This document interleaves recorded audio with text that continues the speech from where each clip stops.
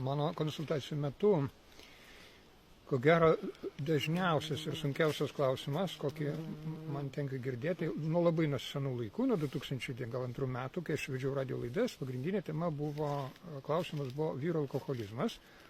Ir šitą klausimą kelia ir nori spręsti moteris.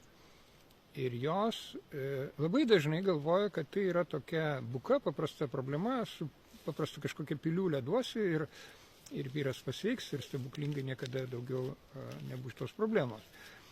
Iš tikrųjų, ką sako narkologai ir specialistai, kurie šitą temą daug metų gilinasi ir gydo, problema yra daug gilesnė.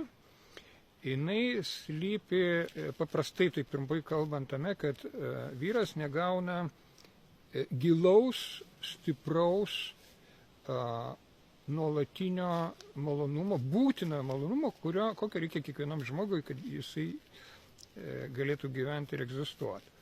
Na, aš konkrečiai nevardinsiu tų malonumų, bet paprasčiausia forma tai yra, kad nėra kažkokių gerų, stiprių santykių su kažkokiu tai antra pusė. Ir tipinė antra problema tai būna žema savivertė, arba labai žema savivertė.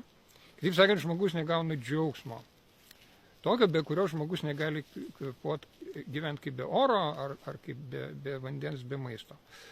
Tai reikia šitą problemą spręsti, reikia ieškoti priežasties, kodėl taip yra, ir rasti būdą, kaip tą malonumą gauti. Čia atskiria didelė kalba.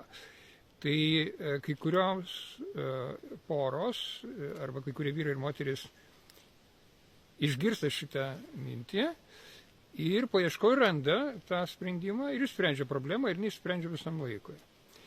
Bet tie, kurie nenori, neieško, nedėl pastangų, ar nori pigaus sprendimo su piliulė, gal ten trumpam atideda tą problemą, bet esmės neišsprendžia, problema lieka ilgam ir dėja tai nėra taip paprastai, nėra toks pigus dalykas. Reikia įdėti rimtas pastangas ir ieškoti ras priežastį.